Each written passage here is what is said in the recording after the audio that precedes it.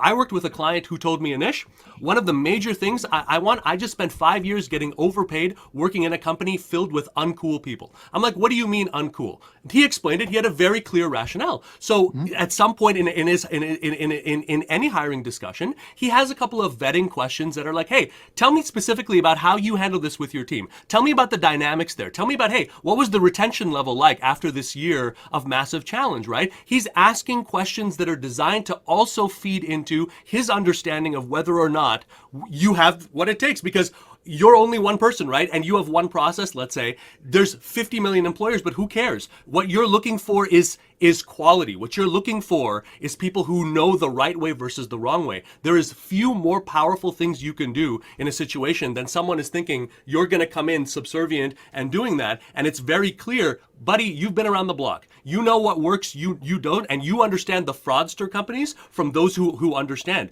That is one of the most powerful, underutilized things people are not doing in terms of these questions that they are asking. It is not just about finding out innocuous information that is at this company. It is about sending a message, sending a clear understanding that when I'm speaking with Scott, I need to have my serious shoes on here. I can't mess around here. I have a limited amount of time. And he understands that there is a right and a wrong way. If you don't have that, you have nothing when you're in that room, you know? Anish, that's fantastic. As I think of through my career journey, I've been with my current company, Communispond, for about 5 years now. Prior company, I was there for a little over 10 years. And as I hit that 10-year mark, I was ready for a change. And I started to make that list, like the checklist of things in my head. What am I looking for in my next opportunity, and specifically the next company and the people that I work with? So I had that list. And as I was going through the interview process for a couple of different places, to your point, I was asking questions that would help me uncover, is this thing going to help me check this box? So one of the things I was looking for was getting to a smaller organization with less bureaucracy and less red tape so I can move quickly and have an impact.